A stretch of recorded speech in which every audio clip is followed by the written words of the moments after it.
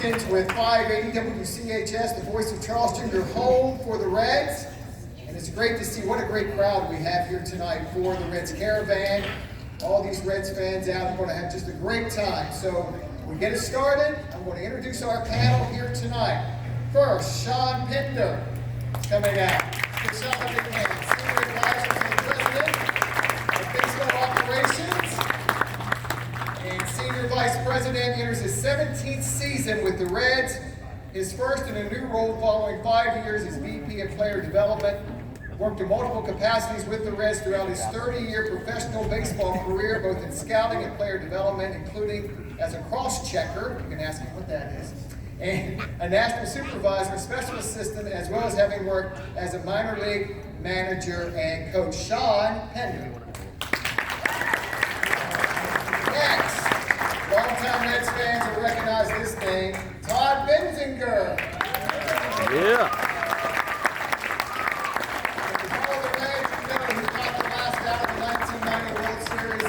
Todd Benzinger at the Oakland Coliseum for the Reds victory. Remember the 1990 World Series winning Reds? Caught that last out in Game 4. He played for the Reds from 1989 to 1991. Born in Dayton, Kentucky. Graduate of New Richmond High School in Richmond, Ohio. Benzinger started his Major League Baseball career with the Red Sox in 1987. Played for the Reds, the Royals, the Dodgers, and the Giants. Todd Benzinger.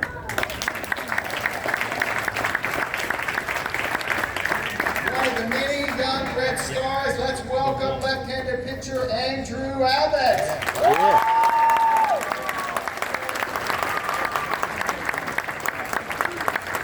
2023, Andrew is named to Baseball America's MLB All-Rookie Team, was a minor league baseball organization all-star.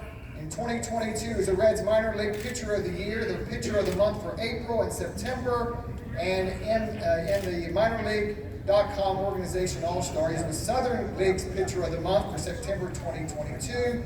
And as you know, had a great first year with the Reds. He is a tough left-hander, Andrew Abbott.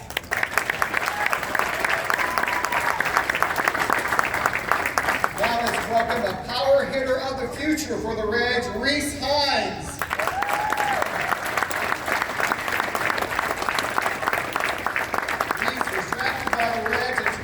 In the second round, viewed as one of the best power hitters in his draft class.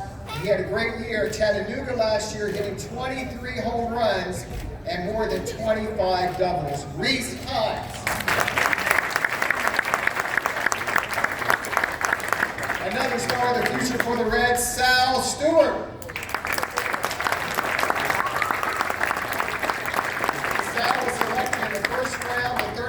Pick overall, the 2022 first-year draft as a compensation pick from Westminster Christian High School in Miami, Florida. He enters the 2024 season as the Reds' number 7 prospect for Baseball America, and he ranked among all Reds farmhands in walks. He led the farmhands in walks, 2nd in hits, 5th in RBIs, 8th in runs, 8th in doubles, and his on-base percentage was at 9th.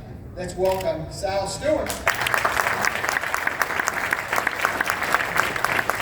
This is a late addition to our caravan here, and let's welcome Julian Aguiar, right-handed pitcher. 22 years old, Julian was selected by the Reds in the 12th round of the 2021 draft, and he was the organization's 2023 minor league pitcher of the year. All right, and we're going to do something special. We just saved this for Charleston tonight, didn't we? So we saved this for Charleston tonight. He is going to get his minor league pitcher of the year trophy here tonight.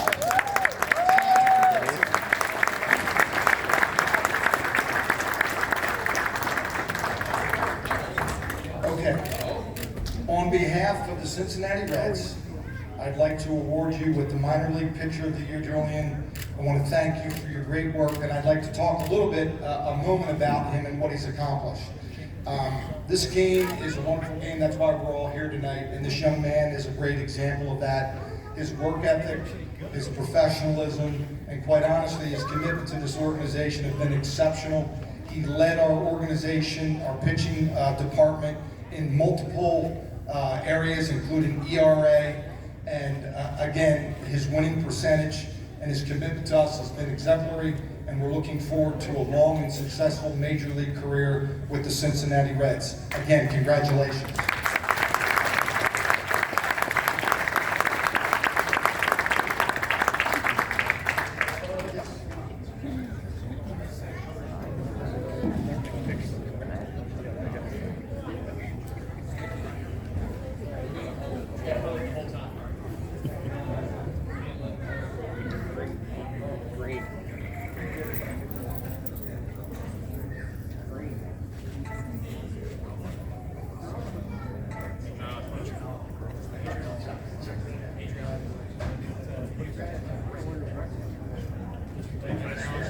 All right, so congratulations to Julian. Let's give another round of applause.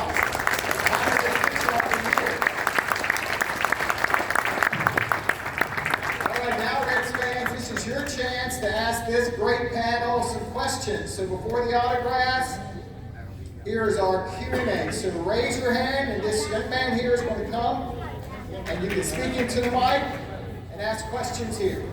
Okay, who wants to ask a question? Get your hand up high so you can see. Okay?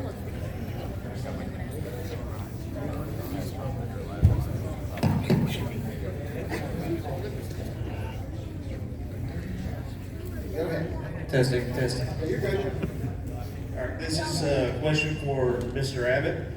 I was wondering, what's it like being a Cincinnati Red? For one, thank you guys for being here, supporting us. So that's coming from me. It's appreciated. I appreciate y'all. Makes our job a lot better. But what's it like being Cincinnati Red? It can't really be put into words because, you know, we all start with a dream to do something. My dream was to play in MLB. Cincinnati Reds were the team that selected me and trusted me to get the job done. And so far, I've done it. And it feels good to be able to say it. It's just a dream come true, and you know I can't thank the front office and the staff and the player development and you know, so on and so forth for getting me to this moment. Okay, we have another one. Raise your hand. What advice do you guys have for a kid my age who wants to be in the MLB one day? How old are you? 9. I would just say to always have fun with it. Remember that it's always a game. Sometimes you kind of get lost in that, and obviously the game comes with plenty of adversity. But like I said, just have fun with it. Always work hard, and yeah, that's what I would say.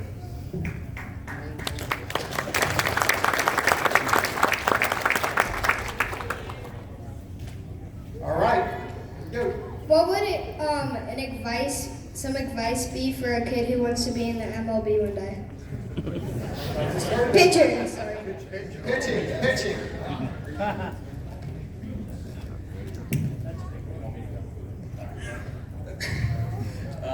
You know, it comes down, I always just live by one word, and it's compete. You know, everybody's at a different level, and that's why the game is so beautiful. We're all individualized. No, not two people do the same thing great. Okay, so you know, just know who you are. Go out and compete every day. You know, have a work ethic. Know what you want to do. Be goal oriented, and eventually success will find you, and it'll pay off in the long run. All right, any more? More hands. Simple.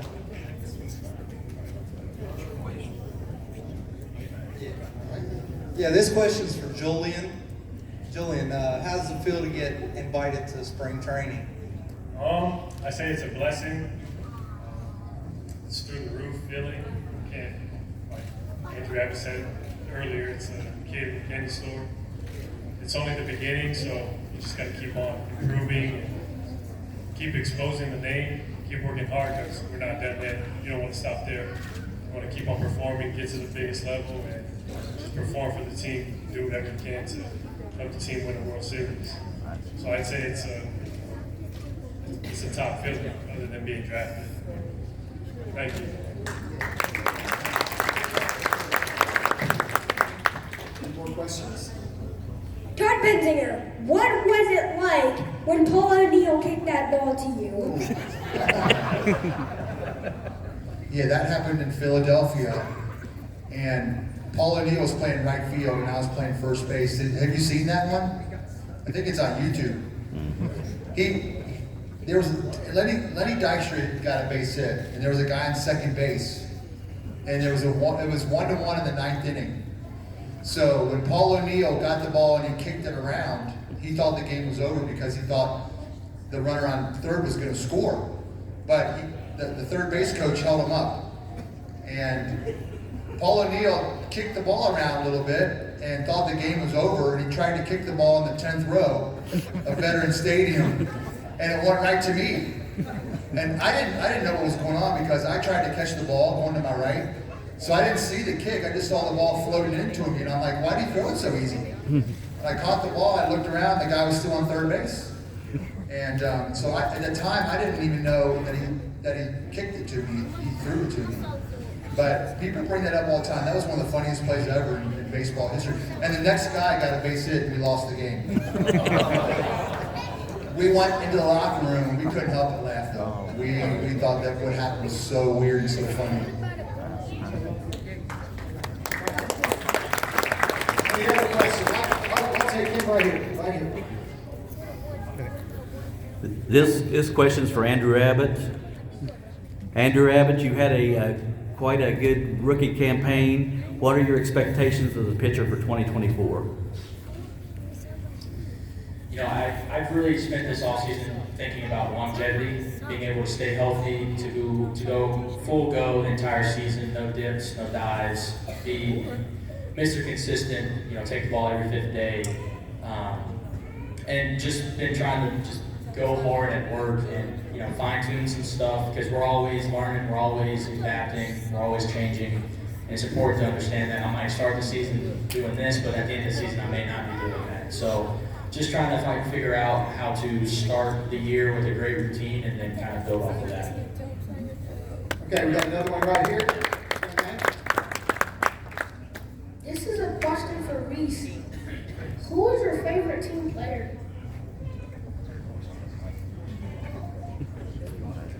I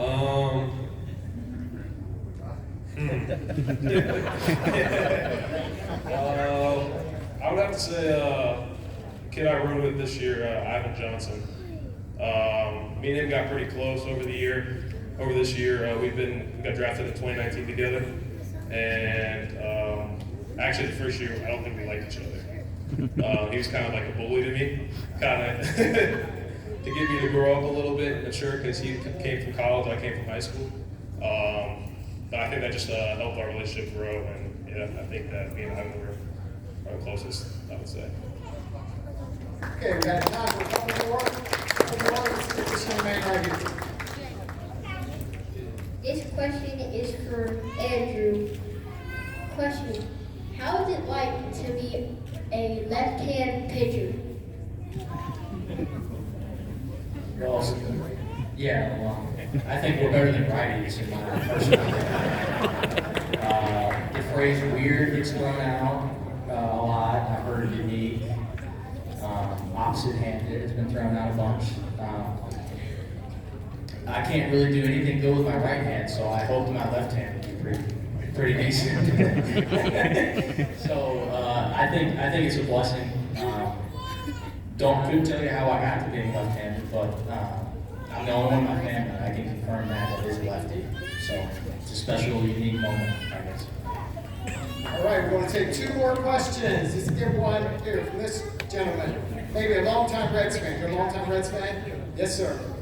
I've been a Reds fan since 1969, but this question for Todd Benzinger. In 1990, what was it like playing for Lou Piniella and winning the World Series? That was terrible. That was the worst year I ever had in baseball. No, that's funny. You said that you were a fan in 1969. We're the same, because that's kind of when I became a fan. You go to games at Crosley Field. I'm old enough to remember Crosley Field, but it was such a good year because the year before we finished 5th place, and we weren't supposed to be good at all. But we went 33-12 in the first 45 games. If you remember, we got a really good start.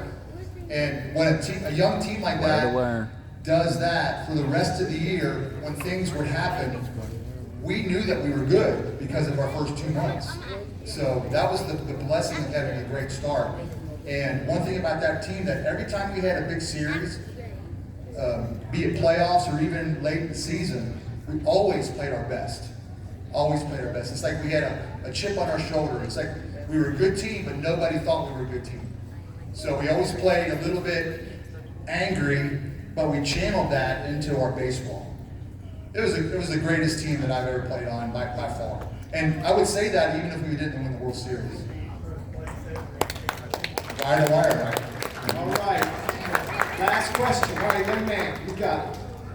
How long y'all been playing baseball? How long have you been playing baseball? Sal, you want to answer that? I've been playing baseball since I was about 3 years old, and I'm 20 now, so I've been playing for about 17 years. Very good. All right, great questions. Good questions.